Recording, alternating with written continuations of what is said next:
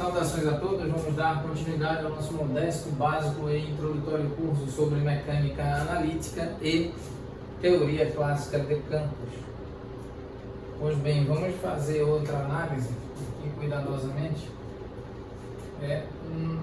Nós sabemos que essa função G maiúsculo admite a seguinte propriedade de inversão da aplicação do operador de derivada parcial sobre a função G maiúsculo. Então aqui a derivada parcial em relação a θ aplicada sobre a derivada parcial de G maiúsculo em relação a x, isso é igual a derivada parcial em relação a x aplicada sobre a derivada parcial de G maiúsculo em relação a θ, pois a função G maiúsculo assume e aceita, e a ela cabe certamente a inversão da aplicação do operador de derivada parcial sobre G. Então, o fato é que a derivada parcial de G maiúsculo em relação a θ é igual a zero, de modo que nós temos derivada parcial em relação a x aplicada sobre o número zero, e isso é igual a zero. Pois bem, então qual é a consequência? É de que a derivada parcial em relação a θ aplicada sobre a derivada parcial de G maiúsculo em relação a x, isso é igual a zero.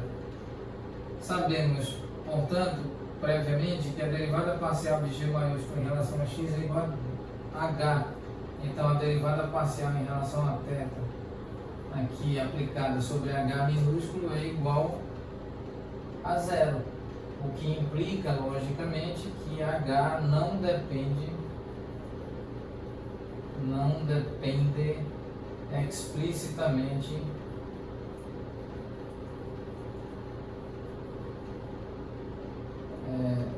da variável θ.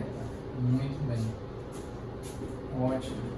Agora vamos fazer outra análise. Nós sabemos que essa função G maiúsculo ela aceita a inversão da aplicação do operador de derivada parcial sobre si. Então, dos operadores, a inversão da posição de aplicação, inversão da aplicação dos operadores de derivada parcial. Então, aqui nós temos também derivada parcial em relação ao tempo aplicada sobre a derivada parcial de G em relação a x, isso é igual a derivada parcial em relação a x aplicada sobre a derivada parcial de G maiúsculo em relação ao tempo.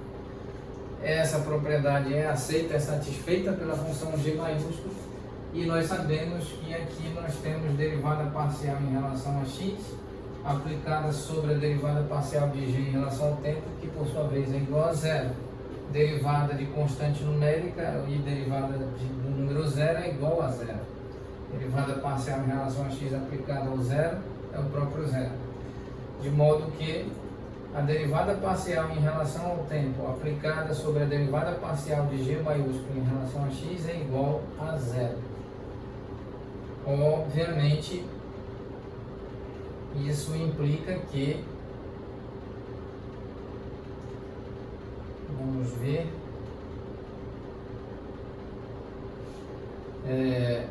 isso implica aqui que a derivada parcial em relação ao tempo aplicada sobre a derivada parcial de G maiúsculo em relação a x, que por sua vez é h, esse resultado é igual a zero, nós sabemos.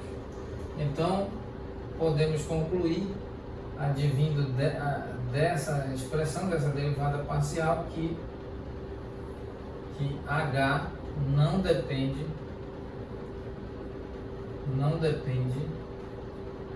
explicitamente do tempo.